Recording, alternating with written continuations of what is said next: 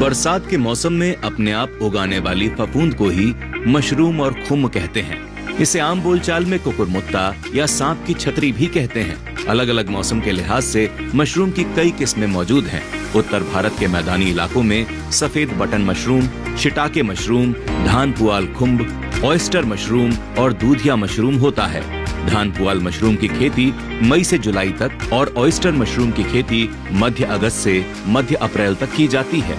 Mushroom की खेती के लिए पारंपरिक खेती की तरह खेत की जरूरत नहीं होती है, बल्कि इसकी खेती के लिए एक मशरूम घर बनाया जाता है।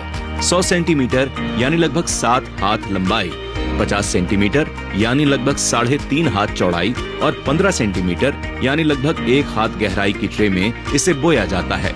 एक के ऊपर एक करीब 3 या 4 स्तरों पर मशरूम की खेती की जा सकती है।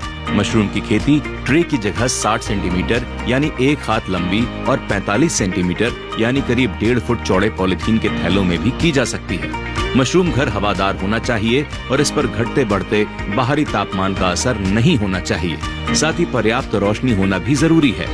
बड़े स्तर पर मशरूम की खेती करने के लिए बड़ी संरचना होती है, जिसमें एग्जॉस्ट फैन और कूलर या एयर कंडीशनर की व्यवस्था होनी चाहिए।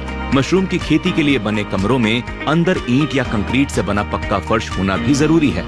इसे उगाने के लिए कंपोस्ट खाद सबसे अच्छी रहती है। ये कंपोस्ट गेहूं के भूसे या धान के पुआल, गेहूं या धान के चोकर, ammonium sulphate, urea, potash, gypsum, malathion और शीरे से तैयार की जाती है। आपको बता दें कि जंगली मशरूम और खाने वाली मशरूम अलग अलग होती हैं, इसलिए मशरूम की खेती करने से पहले नजदीकी कृषि विज्ञान केंद्र या कृषि विश्वविद्यालय से ट्रेनिंग जरूर लें।